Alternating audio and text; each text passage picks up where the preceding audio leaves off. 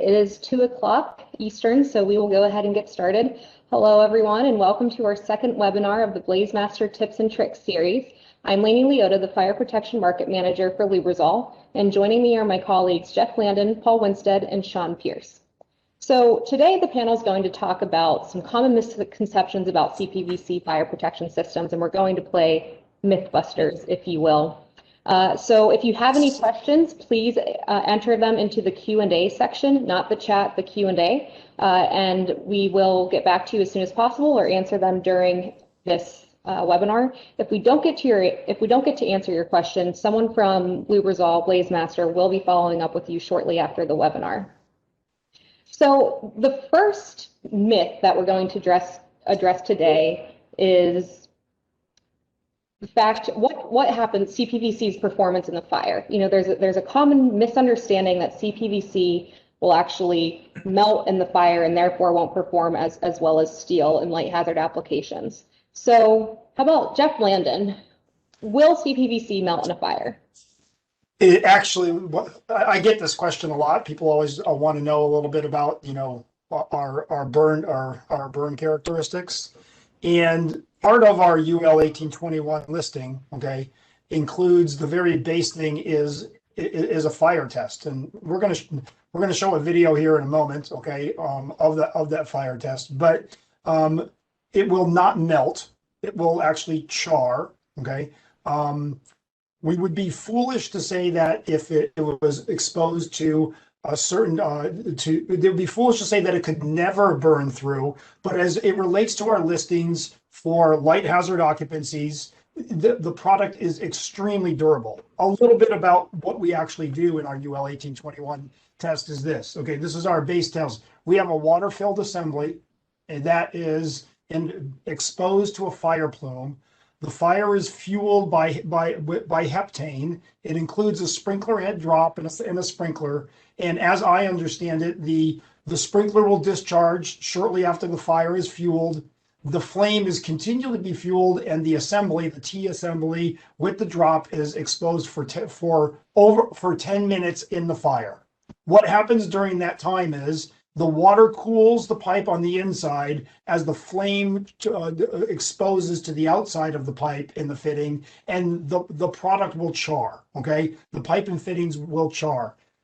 Then what we need to do to meet the UL 1821 requirement is we need to take that assembly down after 10 minutes of exposure. We need to then put it on test at 175 PSI, which is our base pressure requirement listing, for 5 minutes with a plug in the sprinkler head adapter. And with all of that, so it's fully functioning after that base test. So will it melt? No, it will char. Will it perform well? Yes, the charring actually slows the penetration of the heat into the piping system. And how's that, Lainey? So any questions? So from the panel, additions? You know, Jeff, that very good explanation. Myself, as a fire sprinkler contractor for over 30 years, I've actually witnessed an event, a fire event. I had a hotel. It was a Fairfield Inn in Frankfort, Kentucky, and I had this hotel about 95% completely complete. It was in the wintertime. There was not adequate heat in the building at the time, and the fire alarm, the smoke detector, the flow switch and tamper switches were not connected to the fire alarm panel. So I couldn't turn on the system. Early one morning, around 6 o'clock, I was getting ready to go to work, and I saw on the news that there was a fire at a hotel construction. That was my hotel in Frankfort, Kentucky. I immediately got in my truck. I drove to Frankfort, Kentucky, and there's the state fire marshal standing in the parking lot, and he motions for me to come over there. And I walked over, and he said, "Why was the sprinkler system not turned on?" I said, "Sir, first of all, there was not adequate heat in the building, and the tamper switch and the flow switches were not hooked up to the fire alarm panel." So he said, "I'm done with you." So I walked in the building, and there was all this BlazeMaster pipe. It was completely charred, and it was twisted. The drops were twisted. It was completely charred, but that system was intact. Was completely intact. It was amazing. It was an amazing sight. I wish I still had pictures. That was back in early 2000, and I wish I had pictures of that. This is a very robust this UL 1821 test that it goes through is really rough on the pipe, but this pipe will withstand that kind of heat and with that kind of fire. But you're right, Jeff. Not that it won't burn through. I think it will burn through over time. But this stuff is really durable. Yes, sir. So speaking of the UL 1821 video, I think we do have some footage that I'd like to show the group of CPVC, BlazeMaster CPVC actually undergoing a basement burn test. So one moment while I share that.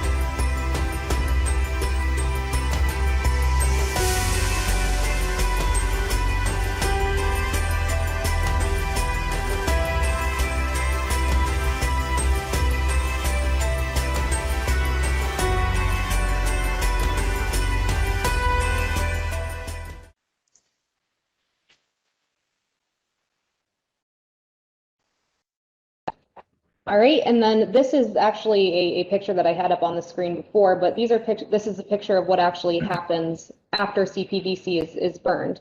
And I saw a good question in the chat. Once there is a fire and maybe CPVC is charred in that fire, does it need to be replaced? Jeff's shaking his head, yes. Yeah. So yes. Yeah, you have to return the system to its design. So at post a fire, the pipe will have suffered damage, as in these images, and you'd have to cut them out, cut the sections out that have been exposed to fire, and potentially, areas just outside of the fire area, for good practice, and replace all the pipe in where in the area of the fire would be the best thing that you could do. And you just follow the cut-in procedures that you'd find in your installation guide. Also, Tyco, BlazeMaster, Viking BlazeMaster, they're going to want you to replace that burnt pipe as well, and replace it with new, which is always in this event that is a great idea to replace the pipe. All right, so let's move on to our second misconception of the day, and that is that CPVC can only be used in residential applications. Obviously, that's false. So how about Paul? Can CPVC be used beyond residential applications? Yes, Lainey, it can. And I could talk about this for over an hour, and I'm not going to, but I could. One thing about BlazeMaster, you mostly see BlazeMaster in hotels, you see it in dormitories, you see it in apartment buildings, and yes, that is a great application for BlazeMaster. But BlazeMaster is bigger than that. You can use BlazeMaster in a school, you can use BlazeMaster in a hospital, you can use BlazeMaster in retrofits of office buildings. BlazeMaster is just not limited to what you would consider hotel, motel, Holiday Inn type of applications. Okay. Now, one thing about BlazeMaster in the old, we could run it in light hazard applications, and then we had limitations when it would come to ordinary hazard, right? So, and at that time, our limitation was 400 square feet, correct? It was 400 square feet. If the room was greater than 400 feet or greater, 400 square feet or greater, you could not run BlazeMaster. But that has changed now in the 2019 code. And I'll read that code to you. It says right here, pipe and tube listed for light hazard occupancy shall be permitted to be installed in ordinary hazard rooms of otherwise light hazard occupancy where the room does not exceed 400 square foot. Now, this is the new 5.2.2.2.1. Pipe or tube installed in accordance with 5.2.2.2 shall be permitted to be installed exposed in accordance with their listing, and 5.2.2.3, pipe or tube listed for light hazard occupancy shall be permitted to be installed above ordinary hazard rooms under the following conditions. Number one, in rooms 400 square foot or less, piping shall be permitted to be installed either exposed in accordance with its listing or installed concealed behind a minimum of one layer of 3/8 thick gypsum board or 1/2 inch thick plywood. And number two, in rooms greater than 400 square feet, piping shall be permitted to be installed concealed behind a minimum of one layer of 3/8 thick gypsum board or 1/2 inch thick plywood. Okay, so that's the new NFPA 13R 2019 edition. So what I'm hearing you say, Paul, is that in a 13R occupancy, there is no limitation on ordinary hazard space using BlazeMaster concealed in the 2019 edition, correct? As far as exactly, Jeff, as long as it's installed as per its listing here. Per its listing. Per its listing. Okay? Per its listing. Like it says, it's got to be concealed behind a minimum of one layer of 3/8 thick gypsum board, wallboard, or 1/2 inch thick plywood. So now this 400 square foot exemption has been around a long time, since our early listings in NFPA 13, and the industry is very used to rooms that are less than 400 square foot being able to be used an ordinary hazard space in an otherwise light hazard occupancy. Why don't you go over what's coming up in the 2019 edition of NFPA 13, and maybe we can circle back on exposed listing. Sure. Now, NFPA 13 2019 edition, 16.3.9.6, non-metallic pipe listed for light hazard occupancy shall be permitted to be installed in ordinary hazard rooms of otherwise light hazard occupancies where the room does not exceed 400 square foot, and 16.3.9.6.1, non-metallic pipe installed in accordance with 16.3.9.6 shall be permitted to be installed exposed in accordance with the listing.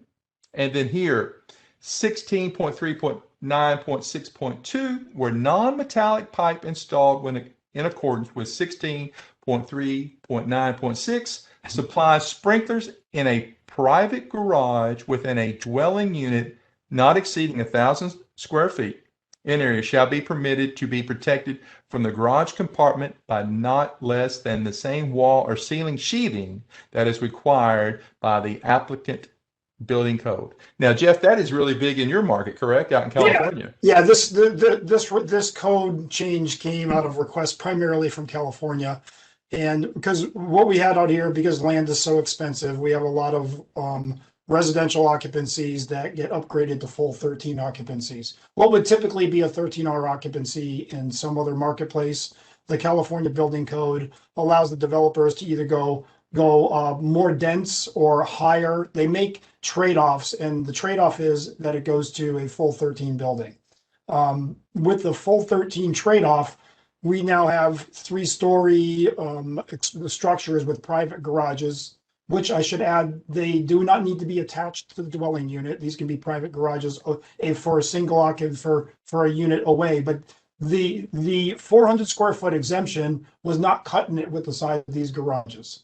And so this code change came out of California. And we're now we have a definition now in NFPA 13 of a private garage, and we're allowed to use BlazeMaster concealed in up to 1,000 square foot private garage. Does not need to be attached to the unit. It may become applicable in other marketplaces where they build very dense occupancies. Oh, I think it will be, Jeff. I think it will. It's one of the things I'd like to just touch on here, if I could, is we didn't really talk a lot about our exposed listings. BlazeMaster can be used exposed within the listings that are in our manufacturer's installation manuals. Exactly. And this is a very common application. I don't know if you want to add a little bit, the rules and the requirements for each type of sprinkler head are clear in our design manuals, but you do not need to have our product concealed all the time. We've done a lot of fire testing to get our exposed listings. True. Jeff, if anybody is on this webinar and they've attended one of our BlazeMaster training courses, they've heard us talk about smooth, flat, horizontal ceilings. They've heard us talk about, quick response sprinkler heads. They've heard us talk about the temperature rating of sprinkler heads. And they've also heard us talk about the deco shield, or the shielding that you can put around the pipe to cover it up, but you don't have to. And a lot of sprinkler contractors don't really to this day know that you could run BlazeMaster exposed in a light hazard occupancy as long as you meet those parameters. You could even run it exposed in an ordinary hazard space in a light hazard occupancy based upon what we just looked at a moment ago. Exactly. But let's talk about something though, Jeff. Let's kind of expand on that, and let's talk about, okay, you're a sprinkler contractor, and you're bidding an elementary school. They're building a new school in your area, and you want to bid on it, and it's an elementary school. Most elementary schools are kind of rectangular in design. They just how architects seem to want to design those. So if you're a sprinkler contractor, and you're looking, okay, well, I used to estimate and bid these and then install these out of steel pipe. Maybe I could do this out of BlazeMaster pipe, and you can do this out of BlazeMaster pipe. One thing, I have a fitting here. This is a 1x1x1 BlazeMaster fitting, but it has a threaded outlet on it. It has a threaded outlet because a lot of sprinkler contractors will tell you, well, it's all about whether or not steel is 1 penny more than BlazeMaster, or BlazeMaster is 1 penny more than steel. Is really not the issue. The issue is about installation time. How fast, how many hours is it going to take to install this system? Now, we also get into design time. Design time is a lot less on a BlazeMaster system because designers are really and making routes for pipe. There's not a lot of design in that. You're just getting a design that gives them a route to run the pipe. And we also talk about fabrication. All right. The fabrication in steel pipe, the pipe, the job is designed, it's field checked, it's listed, it goes to fabrication.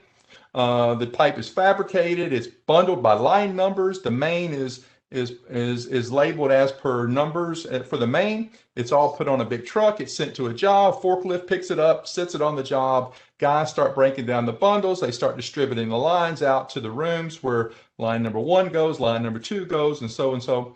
And the main is laid down on the floor same way. You don't have to do that. You don't have to do that with BlazeMaster pipe. The BlazeMaster pipe is going to come, the 1 inch is going to come in a bag. The 1.25 inch is going to come in a bag. The 1.5 inch is going to come in the bag. The fittings are going to come in boxes, whether they're 90s or whether they're T's or whether they're 1x2 reducing fittings.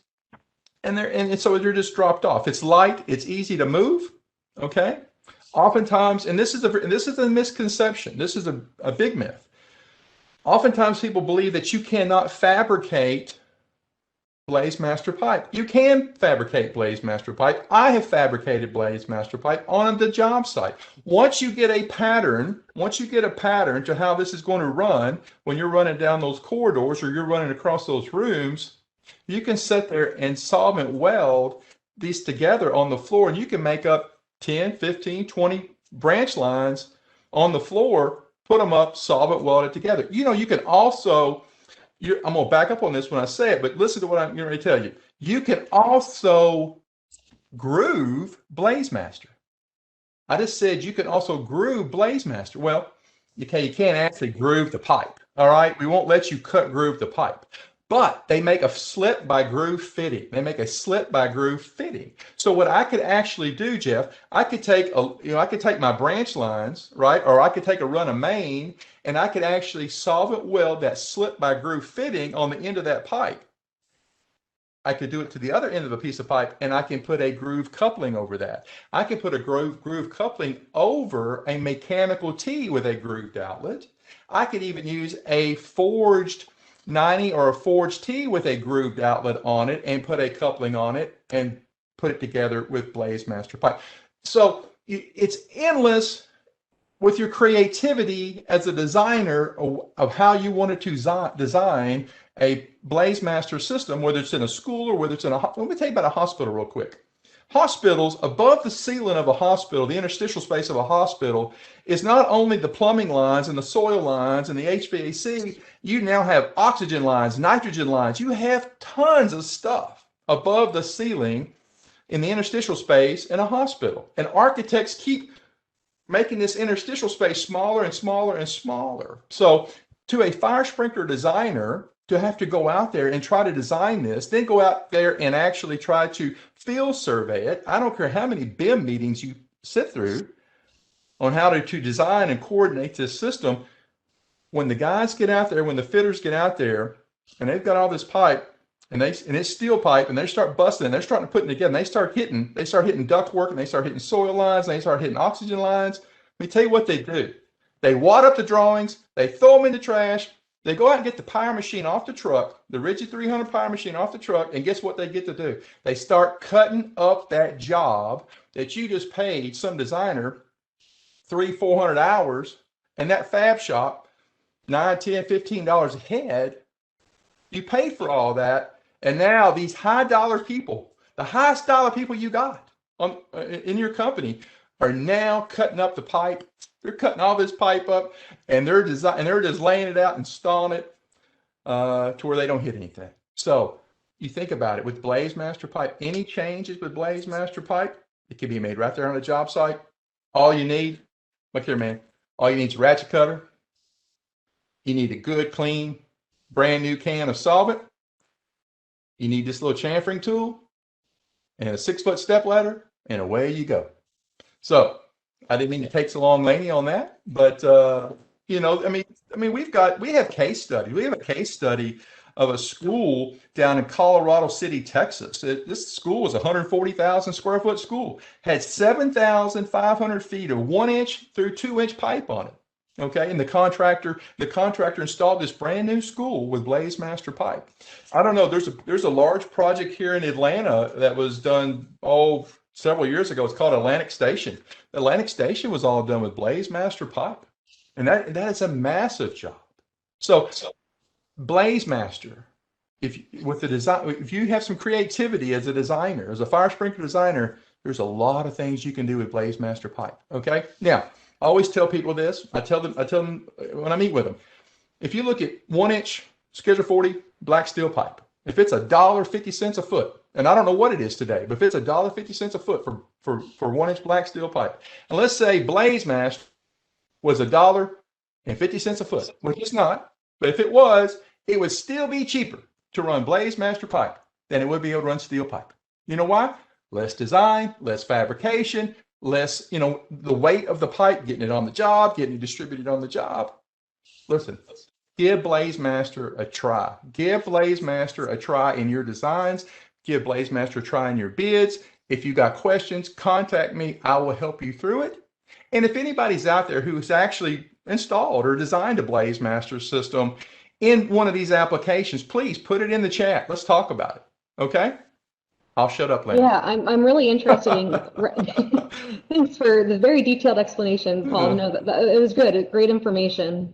I'm actually interested, to hear from you guys and from the audience. What's the most unique non-residential application that you've ever seen installed with BlazeMaster or Cpvc? I think that'd be sort of fun to learn about. So if you want to enter something in the chat in terms of the most unique application you've ever seen piped with Cpvc. Sean, how about, can you answer that question? Yeah, I think, Lainey, it's funny because I was it's annual checkup time for me, and I was at the hospital this morning getting a CT scan, and looked around the CT room, and half the room doesn't have sprinkler coverage. So I know it's not BlazeMaster in the ceiling. And if you're working on hospitals and you've got magnetic issues with CTs or MRI machines or different things, different machines like that, an AHJ would rather give you an alternative solution for BlazeMaster and a non-magnetic sprinkler head like Tyco's got one, and get sprinkler coverage in that room than have half a room without sprinkler coverage. So, as Paul said about creativity, if BlazeMaster can often solve problems that you struggle to deal with. There was an auditorium that I collaborated with a contractor on in Ontario. It had a curved corridor all the way around the backside of the auditorium, and they were looking at it with steel and pricing out 45 groove couplings for the steel every 16 to 18 inches in order to follow the contour of that corridor. And instead, because we have a bend radius that's permitted on Cpvc, they were able to hang Cpvc within our bend radius listings from the install guide, and it saved them probably 3 days worth of work putting our pipe in the corridor rather than steel with 45 groove fittings. So when you find yourself in a jam, retrofits are another good example. There's so much in the install guide, it's hard to remember it all, but if you reference it, you may find a solution using BlazeMaster. I got a unique one, Lenny. So let's hear it. I got first a fairly common one, but let's talk about the unique one first. First of all, is your definition of what NFPA 13 looks at as light hazard occupancies is found in the annex. Okay, if you go to an explanation there, it's going to give you, if you've been through our trainings, you've seen us describe these occupancies, that NFPA 13 gives the AHJ guidance that these are light hazard occupancies. This application is actually listed as ordinary hazard, but I have some marinas that have used BlazeMaster. And they used steel first, and what they found was corrosion was disabling the system on a regular basis. This marina area outside of Sacramento, in the 80s is when they installed their first Cpvc. It is literally, you can't even tell that it was orange originally in some of the places. And so it's an AHJ approval because the other products were not working. Okay, the definition of a dock or a marina, although be an ordinary hazard in NFPA 13, it was interpreted by the AHJ because of the style of this dock marina area. There's not as much wood as you would typically see in what a typical dock or marina. These are metal platforms that go up and down as the river rises. And the BlazeMaster has been functioning very well out there. It's been used for over 25 years. Granted, again, we can't go and say that NFPA 13 calls that a light hazard occupancy, but the contractor and the owner of the building went to the AHJ and they said, this is the problem we're having. Our other materials are not working. They're not lasting. Our system is always disabled. Will you approve this? And they did. The other one that I'd like to talk about is I had a contractor, and we have a case study on this in an office building where there was 3 office buildings that needed to be retrofitted that had a change of owner, okay, and it was time to the building need to have sprinklers in it. First building was done in steel. The job was very difficult on the contractor. In collaboration with the owner, they talked about the remaining 2 buildings and using Cpvc. Flat roof office building, they used combustible concealed space sprinklers. They followed all of the listings of the combustible concealed space sprinklers. They followed all of the details, which included draft curtains. They also, because this area was going to swing significantly in temperature, they designed in these long runs in this office area. They designed in expansion loops because it's going to be upwards in the mid hundreds during the summer, and it's going to cool down. It was unconditioned space. So this is and what they did is, if you look, I think the case study's up on the BlazeMaster website. Of the remaining two buildings, and I forget what the square footage was, but they saved the owner $21,000. Okay, they tried using steel. It was difficult to use. They were very successful as a contractor in the remaining two buildings, and it was a light hazard occupancy because it's an office building, and offices are considered light hazard. Yes. Great. Thank you guys very much. I've seen some unique situations coming in through an MRI room. So I think, as I mentioned in the chat, and as Sean had mentioned, BlazeMaster being non-metallic is a great choice for MRI rooms that are classified as light hazard. So let's move on to the next misconception that we want to address, and that is all CPVC is the same. I hear it's kind of like the Kleenex tissue situation. You use the two words interchangeably, even though Kleenex is a brand. I've heard a lot of people refer to anything that's orange pipe as BlazeMaster. And that's something that we want to address today. And Sean, we haven't heard a whole lot from you today. How about you address that one? Is all CPVC the same? Yeah, so Laney knows that this one's pretty passionate for me. All CPVC is not the same. And where it starts, and what I'm going to do is I'm going to start with what we do as a company at Lubrizol. We make pellets for fittings and powder for pipe, and our partner companies, Tyco, Viking, Ipex, they in turn take that material and extrude the pipe and fittings. They're using our resin at all times. They're not mixing with resin from somewhere else. They're not buying third party. It's not coming from 2 or 3 different suppliers. It's coming from us. We have quality control at the outset of the raw material going to them, and then they have quality control in the manufacturing.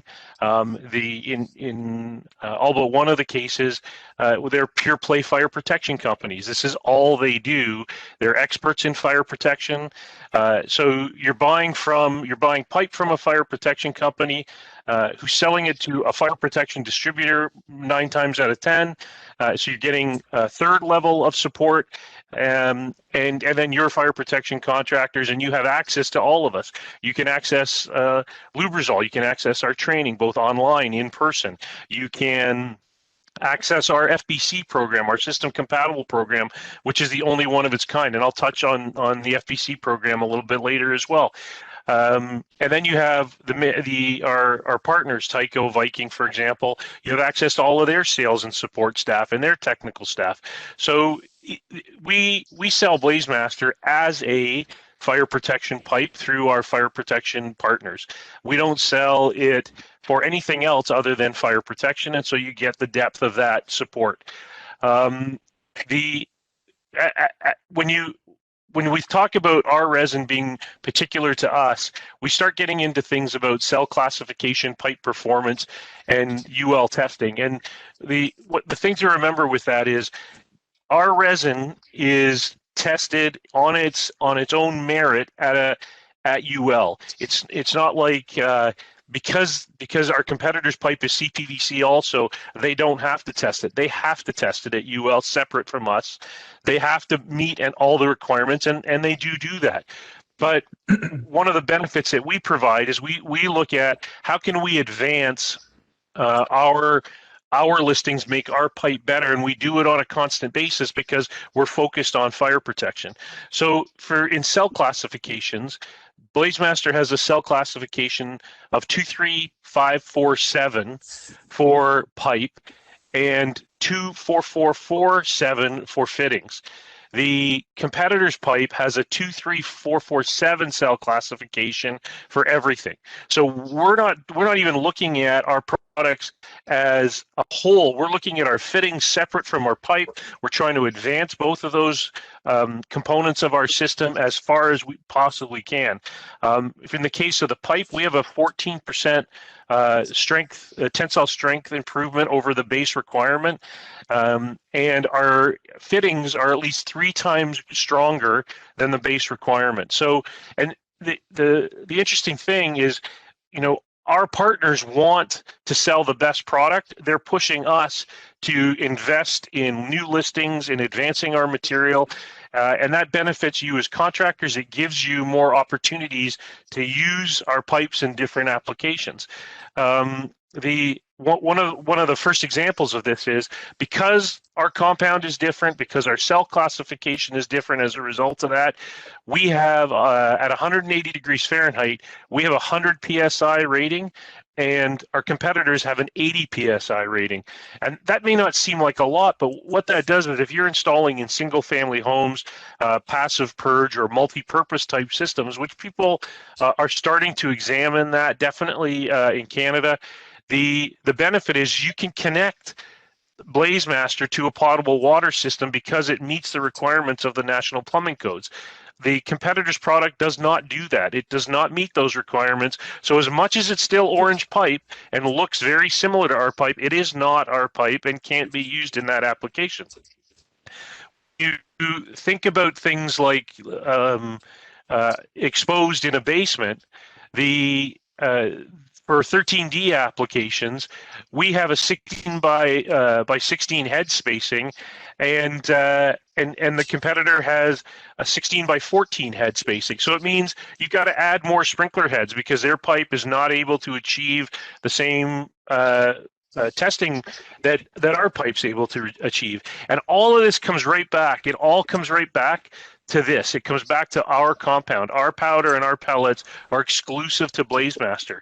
So when you talk about people mixing systems, both pipes are CPVC. You can solvent cement them together, absolutely.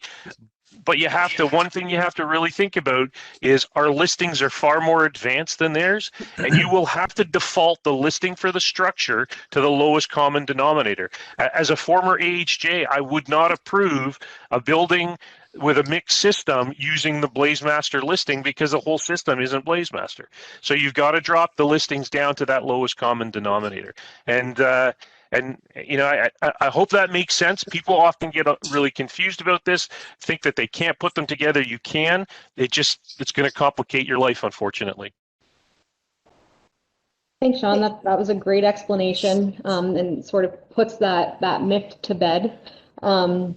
We do have another video to show sort of, we talked about the difference between the cell classification and the durability of our pipe and fittings versus our competitor, but we actually have a video that shows this visually as well that I am going to share in just a second. When your reputation is on the line, you want to depend on the most secure and reliable CPVC fire protection system available on the market today. Independent laboratory ESI recently supervised tests between BlazeMaster and the competition. First, a test of their ability to withstand pressure. 1-inch BlazeMaster pipe demonstrated a reassuringly higher capability to resist high pressure than did Spears FlameGuard. Then, an impact test. Again, 1-inch BlazeMaster pipe showed it can more reliably handle impact than did Spears FlameGuard 1-inch pipe. With nearly 60 years of technological advancements to rely on, the strongest and most dependable CPVC pipe is BlazeMaster. BlazeMaster pipe is engineered to provide peace of mind for you and your customers. Demonstrably stronger than Spears, BlazeMaster fire protection systems offer greater reliability when it matters most, protecting lives and property, delivering reliability for life. So was there anything else anyone wanted to add to that, or do we want to move on to the next myth? Lainey, do we want to just touch on some of our enhanced listings too quickly? Yeah, that's a great idea. Go ahead. So kind of coming out of that concept of the difference, what our cell classification enhancements do for us, we're also able to, you're also able to embed BlazeMaster CPVC in concrete, and our competitor, you cannot do that. When you solvent cement pipe and fittings together, you create a single piece of pipe, which meets the requirement for embedding in concrete. It's not, you don't physically have joints once the solvent weld process is complete. There's You can use BlazeMaster on low pressure air systems as well. I think there's 3 or 4 valve manufacturers that have valves that trip in that 15 psi range, and that's what you'd have to do with BlazeMaster. You can use BlazeMaster in an attic application. The trick in an attic application is the listing comes from the sprinkler head. So our partners, both Viking and Tyco, have combustible concealed space and attic sprinklers that are listed for use with BlazeMaster. It's a little bit of an inverted installation. You have to run the pipes low and sprig up to the sprinkler head versus with steel when you run the pipe high and have your heads off that high pipe.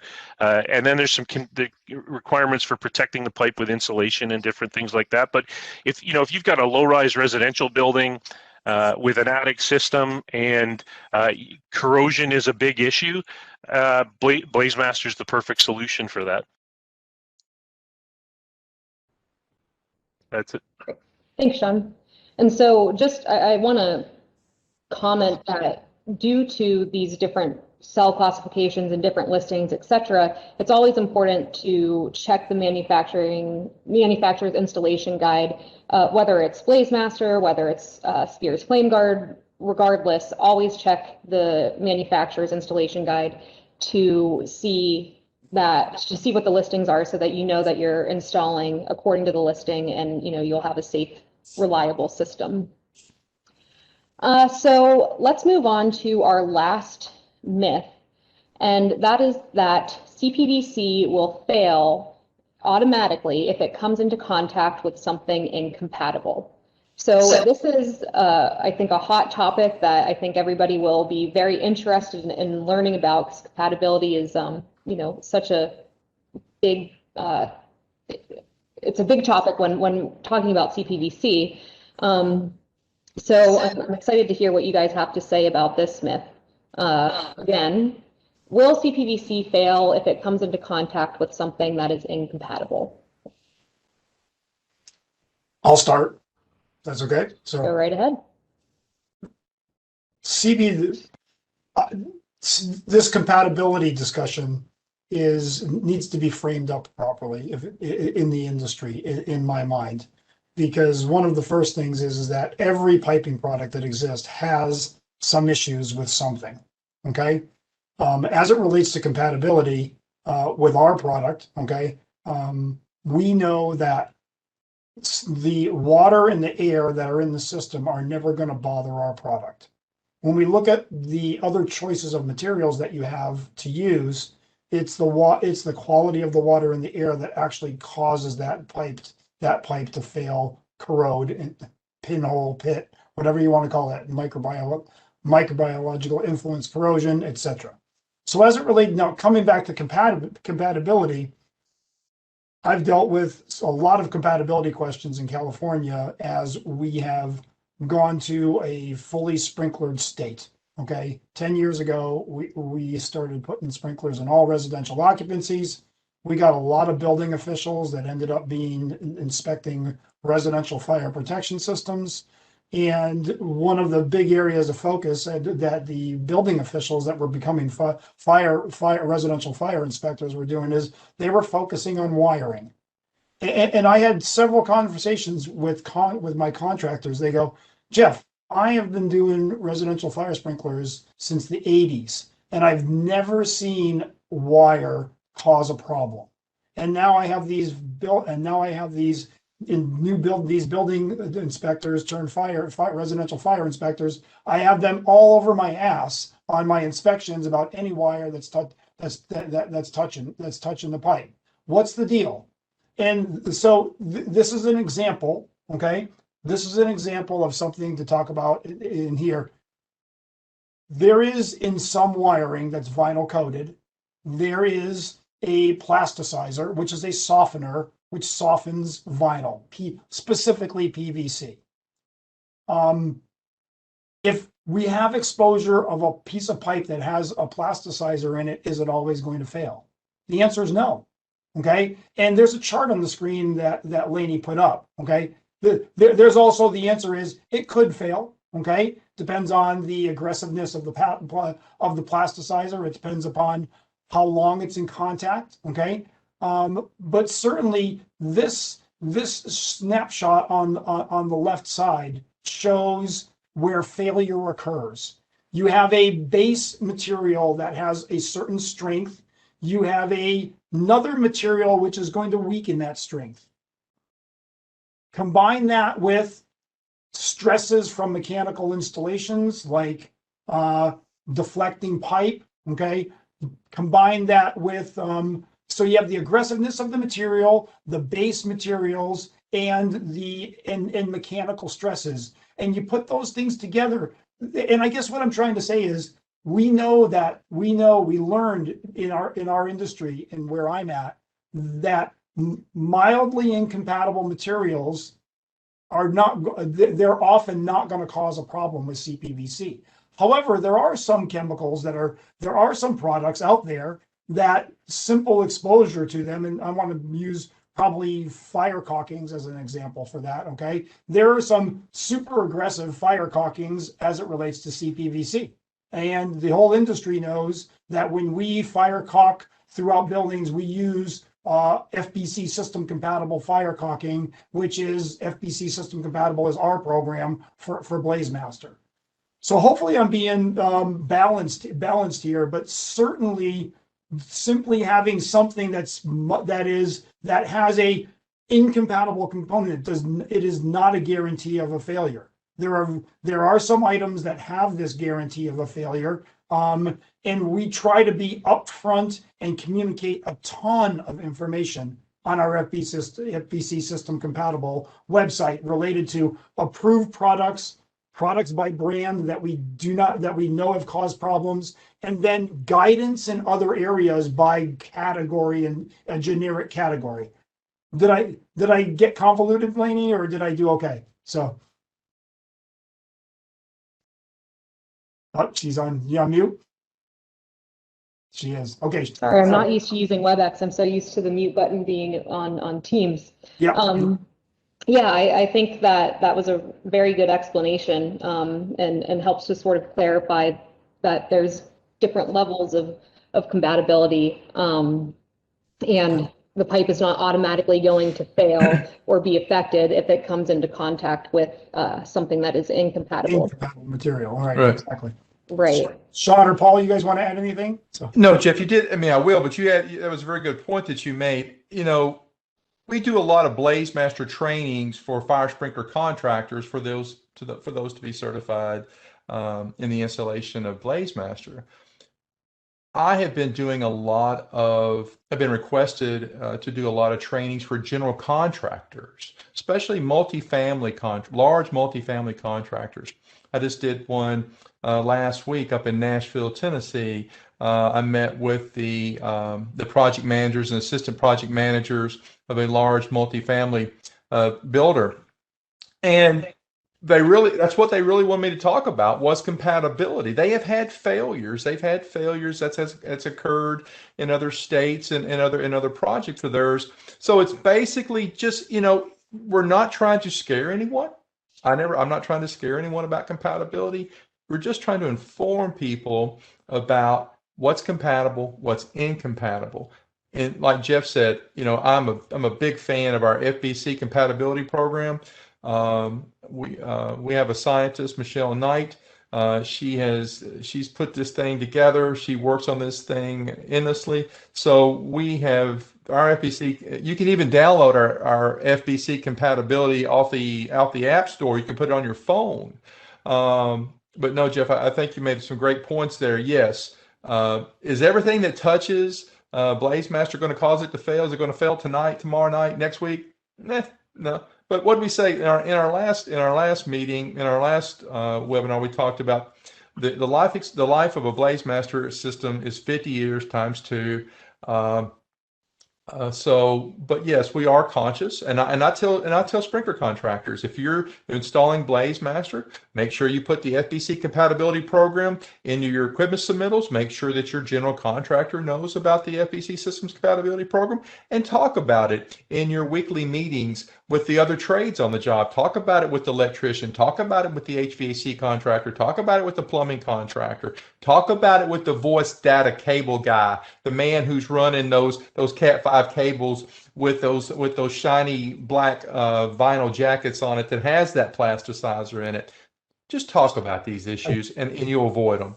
I see some questions coming on my wiring comment in the chat, so I figured I'd give some of the people that are there. So this is how my trade contractors address compatibility now as it relates to wiring. Is if they're on a big job, I have a number of contractors that will actually look at the submittal sheets to the general contractor, and they'll figure out which wiring is vinyl outer jacketed, PVC outer jacketed, and they'll figure out which wiring is not. As Michelle already put in the chat, it's usually the communications wires that are problematic. It's rarely the Romex, okay? But they'll look at the data sheets on big jobs, and they'll know something about the wires. That doesn't always satisfy every inspector. We've also got a protocol that's kind of that's started with a lot of the residential stuff here in California. It is a normal thing now for my fire sprinkler contractors to keep small pieces of polyethylene hot water pipe insulation. They come in 6-foot links at Lowe's and Home Depot. The insulation, polyethylene or polysynchronate, I think is what's on our website. Those are the two. It's your basic, like a pool noodles type of insulation. They'll keep small pieces of that. They'll snip it and they will use that to separate wiring that the other trades may have drooped all over their pipe. They'll do it on a regular basis, and they'll work things out with their wiring contractors. So there's easy protocols, but not every wire has a problem, as Michelle said in the chat here. There is jacketing on wiring that's not problematic.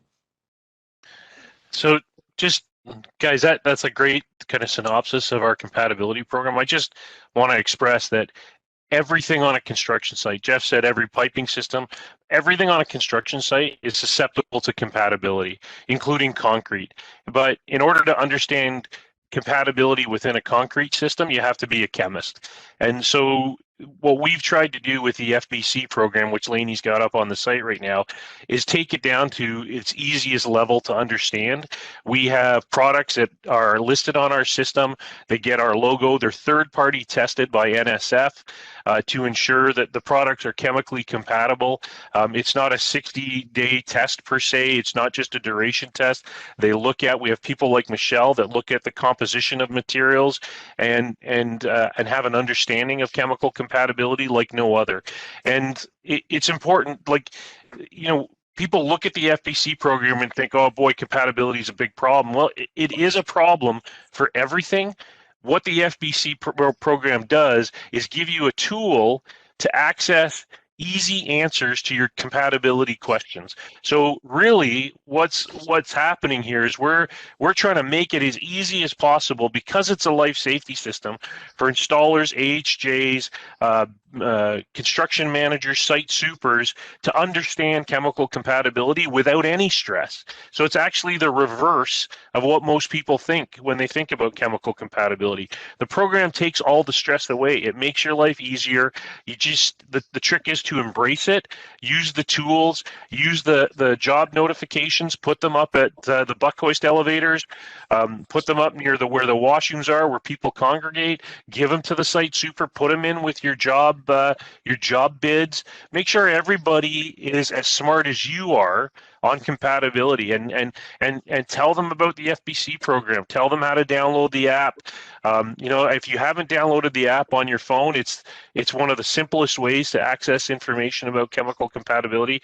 That little logo in the bottom corner, that FBC logo, there are hundreds and hundreds of brands of material in the marketplace that carry that logo. And if you're on a job site site, and the fire stopping people are coming around after you, and they're fire caulking the penetrations through the wall. If you see a tube of fire caulk and you just look at the back of it and it's got that logo, you're good. You got nothing to worry about, nothing to think about, just keep rolling along. And that's how easy we want the program to be. We don't want you to stress about it. We don't want it to cause you to lose sleep. We want to make it easy. And ask the people who pour concrete. They lose sleep. If something went even slightly wrong on a pour, is that 20-story building going to be in trouble in the future? So we're the opposite. We're trying to make a tool that's as easy to use. We have Michelle, who I can't say enough about how amazing she is and her knowledge. We just want to make it easy for you. And so if you think that way, real quick, Sean, that even if a product is not actually listed as being part of our compatibility program, what we do have on fbcsystemcompatible.com or in the app is a section of the website called Other Chemical Compatibility Topics, and that lists everything from mold inhibitors to base paint to anything that you can find on a job site, and gives guidance for what you should look for to be in the ingredients of the product that might be incompatible with CPVC. So again, obviously we can't have every single brand under the sun on our program, but so don't automatically assume that something's incompatible if it's not listed. Always go to that other chemical compatibility topic page and compare the technical data sheet or the ingredients for the product to that other chemical compatibility topics page. And then the other thing I really wanted to mention too is, just like before, how we were talking about how BlazeMaster has a different cell classification, and meaning that our pipe is more durable and robust. Not all orange is the same, and our program, our FBC system compatible program, only applies to BlazeMaster CPVC pipe.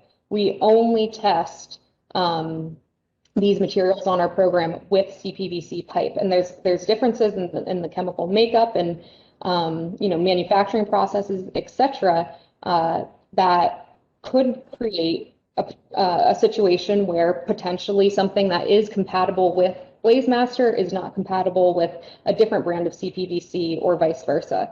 So it is, very important to understand our program is our program. And while I'm at it, I want to bust another myth.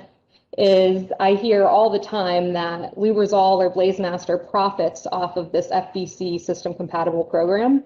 That is not true whatsoever. We don't make a cent off of the FBC system compatible program or any brand or manufacturer being on the program. It's third party administered, and again, we don't profit off of it. We just know that it's so helpful for our customers to have such a robust compatibility program.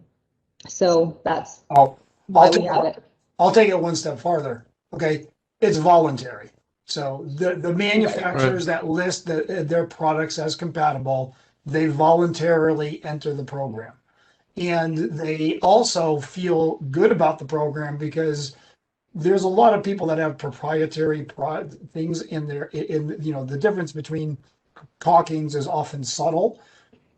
There's a third-party administrator for this program. It is not they go to our third-party host to be entered into the program, which includes contractual arrangements regarding auditing of their plant facility and their product on a yearly basis. And all of this has been built in for a long time. We are able to do this because we are the chemistry experts. We are the ones that we are involved in the chlorinating of the PVC.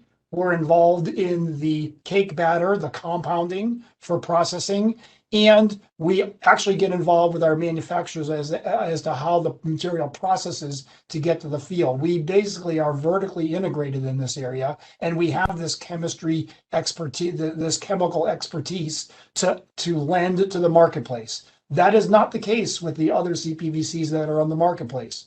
They buy chlorinated PVC from other places. Okay, they have different companies that put the compounding and cake batter together, and then it goes to the to the processor. And so therefore, this is an area that we feel when people really understand it, this program really reduces your liability when you embrace it, like Sean talked about. Thanks, Jeff. And so we're coming up on the top of the hour here, so we're going to have to end here. I know that there are some unanswered questions in the Q&A section. Rest assured that we will contact you. We have your contact information from when you registered for this webinar. And we'll reach out and try to get your question answered or work with you on some of the project specific questions, etc. So thank you very much to our panel, and thank you to everyone out there in the audience for joining us. Be on the lookout for an email from us that will announce the next date and the next topic. If you have a suggestion for what our next topic should be, please email it to blazemaster.com, or blazemaster@lubrizol.com. So that's blazemaster@lubrizol, LUBRIZOL.com. All right. Thank you very much, everyone, and have a wonderful afternoon. Thank you, Annie. Thank you. Thank you.